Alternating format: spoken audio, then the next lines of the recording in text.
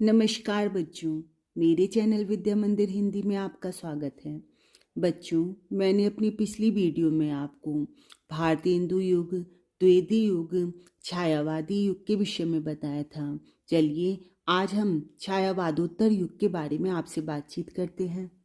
देखिए बच्चों, छायावादोत्तर युगीन गद्य का समय वास्तव में सन 1938 ईस्वी से 1947 ईस्वी तक माना गया है, परंतु इसको दो भागों में भी विभक्त किया गया है। इसकी पहली पीढ़ी सन 1938 से 1947 ईस्वी तक मानी गई है तथा दूसरी पीढ़ी स्वतंत्रता के बाद से आज तक मानी गई है, जिसको स्वतंत्रोत्तर युग भी कहते हैं। इस प्रकार छायावादोत्तर युगीन गद्य की पीढ़ी दो मानी गई हैं। पहली पीढ़ी सन 1938 ईस्वी से 1947 ईस्वी तक तथा दूसरी पीढ़ी सन 1947 से आज तक। देखिए, जिस समय समाज की, देश की, राजनीति की जैसी जैसी परिस्थितियां होती हैं, लेखकों की जो कलम है वो उसी प्रकार से चलती है। हम इस तथ्य को नकार नहीं सकते कि तत्कालीन सामाजिक, राजनैतिक तथा आर्थिक परिस्थितियों का प्रभाव साहित्य पर पड़ता है। देखिए, जिस समय जैसी परिस्थितियां होती हैं, जैसी सामाजिक, राजनैतिक या आर्थिक, लेखकों की कलम भी उसी तरह से चलती है, जिससे साहित्य लेखक की दिशा में भी तद अनुरूप परिवर्तन होते रहते हैं। सन 1938 ईस्वी के बाद देश की स्थिति में तेजी से परिवर्तन हुआ और सन 1937 ईस्वी में चुनावों में कांग्रेस की सफलता से तो ऐसा प्रतीत होने लगा कि अब हम बहुत शीघ्र ही स्वतंत्र होने वाले हैं। देखिए, हम सब अंग्रेजों के जो परतंत्रता का भोग रहे थे, तो उससे स्वतंत्र होने की सभी भारतवासियों की अत्यंत इच्छा थी। तो सबको ऐसा लगने लगा कि अब हम जल्दी ही स्वतंत्र हो जाएंगे।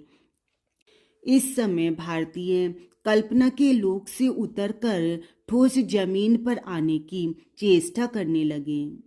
राष्ट्रीय सांस्कृतिक चेतना से प्रेरित लेखकों ने यथार्थवादी जीवन दर्शन को महत्व देना आरंभ किया। छायावादी युग के कई लेखक नई भूमि पर पदार्पण कर नवीन युग चेतना के अनुसार साहित्य रचना में प्रवृत्त हुए। छायावादी युग में जो स्थिति थी देश की, उसमें धीरे धीरे परिवर्तन हो रहा था और छायावादोत्तर युग में वह काफ़ी ज़्यादा परिवर्तित हो चुकी थी स्थिति। तो छायावादी युग के भी कई लेखक जो थे, वह इस नई भूमि में पदार्पण कर नवीन युग चेतना के अनुसार ही अपनी रचना करने लगे। अपने साहित्य की रचना उन्होंने कुछ नवीन तरह से प्रारंभ कर दी। फलस्वरूप 1938 ईस्वी के बाद के साहित्य को छायावादोत्तर युग कहा जाता है। छायावादोत्तर युग का हिंदी गद्य साहित्य यथार्थ चित्रण, सांस्कृतिक चेतना तथा मानव जीवन की आंतरिक एवं सामाजिक व्यथा के चित्रण आदि विशेषताओं से युक्त है। इस युग का साहित्य छायावादी युग के कल्पना लोक से ठोस यथार्थ के धरातल पर उतर आया। जिन बातों की छायावादी युग में केवल कल्पना की जा रही थी, वह सब एक ठोस धरातल पर उतर आया छायावादोत्तर युग में। इसमें कलात्मक मूल्य के बदले यथार्थ मूल्य का महत्व बढ़ गया। धीरे धीरे हिंदीतर प्रदेशों के लेखकों में भी हिंदी लेखन के प्रति रुचि बढ़ने लगी। मतलब जिन प्रदेशों में हिंदी मूल भाषा नहीं थी, वहाँ पर भी वहाँ के लेखकों में भी हिंदी लेखन के प्रति निष्ठा बढ़ने लगी। विदेशों में हो रहा हिंदी का प्रचार प्रसार इस बात की प्रबल संभावना व्यक्त करता है। मतलब विदेशों में भी बहुत ज़्यादा हिंदी का प्रचार प्रसार होने लगा। उससे यह लगता है कि यदि हम अपने प्रयासों में निष्ठावान रहें तो हिंदी एक न एक दिन विश्व स्तर की प्रतिष्ठित भाषा बन जाएगी। छायावादोत्तर युग की प्रमुख गद्य विधाएं एवं लेखक। छायावादोत्तर युग में कौन कौन सी प्रमुख गद्य विधाएं थीं और उनके लेखक कौन कौन थे उस समय, वह जानिए।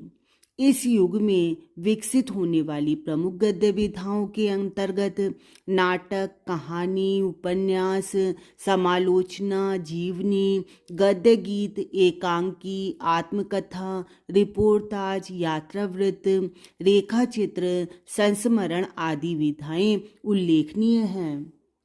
आचार्य हजारी प्रसाद द्विवेदी, शांति प्रिय द्विवेदी, यशपाल, रामधारी सिंह दिनकर, हरिशंकर परसाई, उपेंद्र नाथ अश्क, भगवती चरण वर्मा, जैनेन्द्र अज्ञे, वासुदेव शरण अग्रवाल, कन्हैया लाल मिश्र प्रभाकर, भगवत शरण उपाध्याय, धर्मवीर भारती, डॉक्टर विद्यानिवास मिश्र, कमलेश्वर आदि छायावादोत्तर युगीन हिंदी गद्य के सुप्रसिद्ध लेखक हैं। बच्चों देखिए, इनमें से आपसे परीक्षा में कई प्रश्न पूछे जा सकते हैं। जैसे आपसे पूछा जा सकता है आचार्य हजारी प्रसाद द्विवेदी जी किस युग के लेखक थे, तब आप बताएंगे छायावाद उत्तर युग के। आपसे पूछा जा सकता है कि छायावाद उत्तर युग के किन्हीं दो लेखकों के नाम बताइए, तब आप इनमें से किन्हीं भी दो लेखकों के नाम बता सकते हैं। इस प्रकार से इनमें से अनेक प्रश्न आपके बनते हैं। देखिए, सर्वश्रेष्ठ निबंधकार आचार्य हजारी प्रसाद द्विवेदी। यह भी प्रश्न बन सकता है कि छायावाद उत्तर युग के सर्वश्रेष्ठ निबंधकार का नाम बताइए, तो आप लिखेंगे आचार्य हजारी प्रसाद द्विवेदी। यात्रा संबंधी निबंधकार, जिन्होंने यात्रा संबंधी निबंध अधिकतर लिखे, उसमें विशेष नाम है राहुल सांकृत्यायन और देवेंद्र सत्यार्थी। संस्मरणात्मक निबंधकार पंडित बनारसी दास चतुर्वेदी। प्रमुख कहानीकार अज्ञे, जैनेन्द्र कुमार, यशपाल, इला चंद्र जोशी, भगवती चरण वर्मा आदि। प्रमुख नाटककार धर्मवीर भारती, उपेंद्र नाथ अश्क, रामवृक्ष बेनीपुरी, रांगे राघव आदि। प्रमुख आत्मकथा लेखक बेचन शर्मा उग्र, बच्चन जी आदि। इनमें बच्चों आपके अनेक प्रकार के प्रश्न बन सकते हैं। आपसे यात्रा संबंधी निबंधकार कौन थे विशेष रूप से छायावाद उत्तर युग के, या इस तरह से आपको प्रमुख कहानीकार छायावाद उत्तर युग के बताइए, प्रमुख नाटककार, प्रमुख आत्मकथा लेखक, इस तरह से अनेक प्रश्न आपके बनेंगे। चलिए अब मैं आपको उन प्रश्नों के विषय में बताती हूँ। छायावाद उत्तर युग का काल बताइए। छायावाद उत्तर युग का काल सन 1938 ईस्वी से वर्तमान समय तक माना जाता है। शुक्लोत्तर युग किस युग को कहा जाता है? शुक्लोत्तर युग छायावादोत्तर युग को कहा जाता है। देखिए, आपको पहले पता है कि छायावादी युग को शुक्ल युग भी कहा जाता था। अब छायावादी युग के पश्चात छायावादोत्तर युग आया और उसी युग का नाम शुक्लोत्तर युग भी कहा जाता है। छायावादोत्तर युग के प्रमुख गद्य लेखकों के नाम लिखिए। छायावादोत्तर युग के प्रमुख गद्य लेखकों में आचार्य हजारी प्रसाद द्विवेदी, हरिशंकर परसाई, यशपाल, रामवृक्ष बेनीपुरी, धर्मवीर भारती, विद्यानिवास मिश्र तथा कमलेश्वर आदि प्रमुख हैं। छायावादोत्तर युग के हिंदी गद्य की प्रमुख विशेषताओं का उल्लेख कीजिए। छायावादोत्तर युग के हिंदी गद्य में यथार्थ चित्रण, मार्क्सवादी प्रभाव, सशक्त भाषा और विभिन्न प्रकार की नवीन भाषा शैलियों का विकास पाया जाता है। इस युग के गद्य में व्यापक मानवीय एवं राष्ट्रीय उत्थान की भावना व्याप्त है तथा व्यक्तिगत अनुभूति तथा प्रतीकात्मक प्रयोगों द्वारा विविध सूक्ष्म मानसिक वेदनाओं के समाधान प्रस्तुत किए गए हैं। शुक्लोत्तर युग छायावादोत्तर युग की प्रमुख पत्रिका, उनके संपादक तथा प्रकाशन स्थान बताइए। देखिए, पत्रिका का नाम, संपादक का नाम और प्रकाशन स्थान। प्रतीक पत्रिका, जिसके संपादक अज्ञे थे तथा यह पत्रिका दिल्ली से प्रकाशित होती थी। कादम्बिनी राजेंद्र अवस्थी, यह भी दिल्ली से प्रकाशित होती थी। गंगा कमलेश्वर दिल्ली से प्रकाशित होती थी। हंस राजेंद्र यादव दिल्ली से प्रकाशित होती थी। धर्मयुग धर्मवीर भारती, यह मुंबई से प्रकाशित होती थी। सारिका कमलेश्वर, यह भी दिल्ली से प्रकाशित होती थी।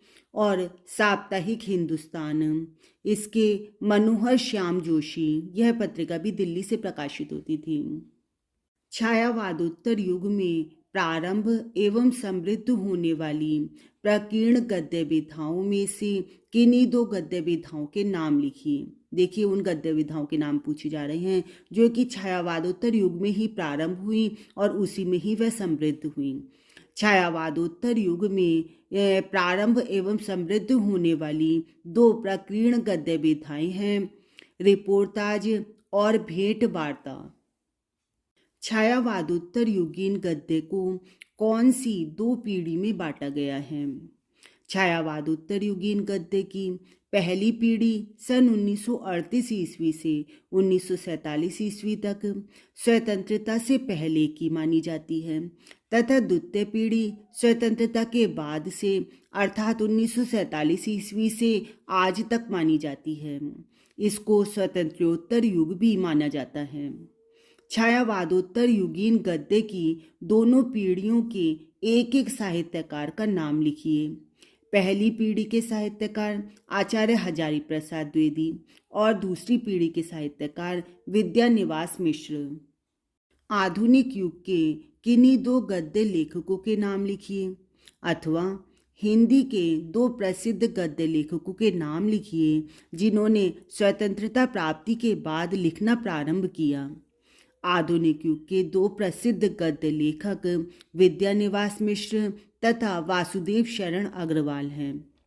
आधुनिक काल की दो महिला उपन्यासकारों के नाम लिखिए। इसमें भी इसी तरह से प्रश्न आ सकता है कि जिन्होंने स्वतंत्रता प्राप्ति के बाद लिखना प्रारंभ किया, ऐसी दो महिला उपन्यासकारों के नाम लिखिए।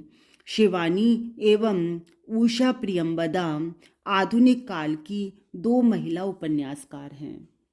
छायावादोत्तर युग के दो प्रसिद्ध कहानीकारों के तथा निबंधकारों के नाम लिखिए। छायावादोत्तर युग के दो प्रसिद्ध कहानीकार यशपाल एवं जैनेन्द्र कुमार।